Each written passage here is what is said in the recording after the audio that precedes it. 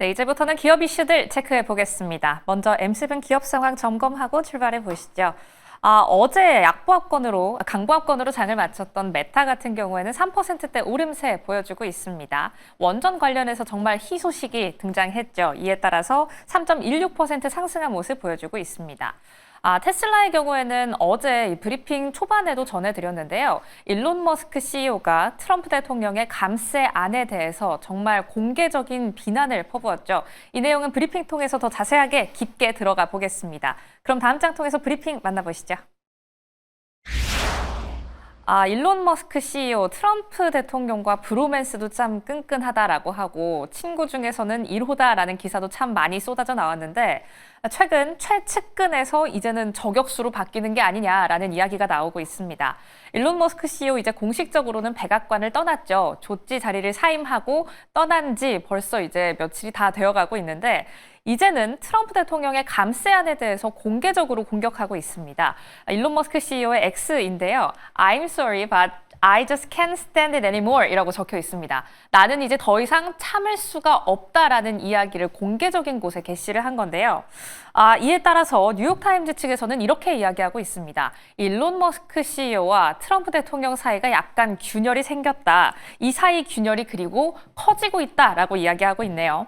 이런 소식이 어제부터 쭉 이어지면서 오늘 테슬라는 장 초반부터 급락하면서 시작했습니다. 오늘 전반적인 장중 차트인데요. 장중 고점에서 출발했다가 하락한 이후 다시 상승 전환하진 못했고요. 이에 따라서 3%대 하락하면서 마무리가 됐습니다. 3.55% 정도의 하락. 여기에 더해서 중국으로의 판매량이 나왔죠. 8개월 동안 계속된 감소세를 보여주고 있습니다. 5월 판매량 비아디와 한번 비교를 해볼까요?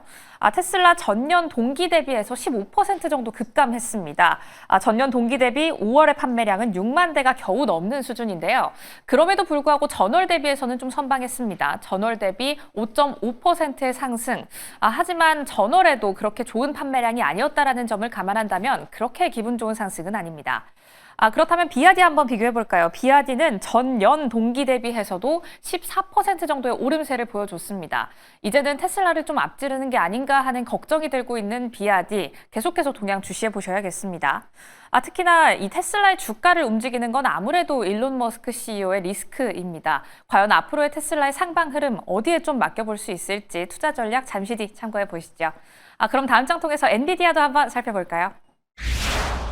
엔비디아는 오늘 강보합권으로 장세를 가져갑니다. 장중에 소식이 한 가지 들려와서 체크를 해볼게요. 엔비디아가 AI 연산 성능의 새 역사를 썼다라는 기사가 있어서 한 가지 가지고 왔는데요. 지금 현재 블랙웰 아키텍처 플랫폼이 대규모 AI 학습에서 성능 개선을 입증했다라는 기사가 한 가지 등장했습니다. 이 밑에 있는 MLP, ERF라는 게 그 테스트 이름이고요. 이 테스트 내에서 모든 항목에 대해서 최고 성능을 입증받았다라는 소식이 전해진 겁니다. 지금 현재 이 블랙웰 아키텍처에 대한 성능 부분도 정말 우수성을 입증받고 있고 특히나 엔비디아는 이제부터 이 아키텍처를 사용한다면 LLM, 그러니까 거대 언어 모델을 학습시킬 때 줄어드는 칩 개수가 정말 현저하게 줄어든다고 합니다. 학습을 시킬 때 필요한 칩 개수가 줄어드니까 그만큼 효율성과 성능이 더 올라가게 되는 거죠. 하지만 이런 소식 들려왔음에도 불구하고 엔비디아는 장세, 강보합권으로 가져갑니다. 이미 너무 많이 올랐기 때문일까요? 여기에 더해서 중국으로의 이야기도 한 가지 더 나와서 체크하겠습니다. 중국으로의 수출 통제 계속해서 이슈가 되고 있죠. 하지만 이 통제를 피한 B30 칩 4달 공개가 유력하다라는 가능성이 제기되고 있습니다.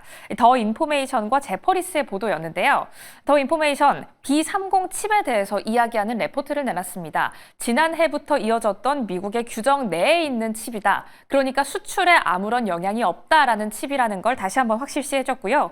제퍼리스는 7월 중으로 이게 공개될 것이다라는 가능성도 내놓고 있습니다.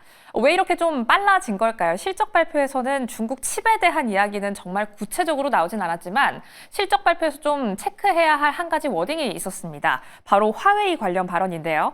화웨이는 가장 강력한 기술 기업 중 하나다라는 발언이 다시 한번 대두되고 있습니다. 이제 중국의 반도체 기업들이 화웨이의 AI 칩을 대량 구매하고 있다는 소식 같은 시간에 전해드린 적이 있는데요. 엔비디아도 이런 흐름을 눈여겨보고 있는 것으로 보입니다. 중국 칩 관련해서 어떤 이슈 업데이트 되는지 바로바로 전해드리도록 할게요. 이렇게 오늘은 테슬라와 엔비디아 동향 체크해봤습니다. 특징주 시황이었습니다.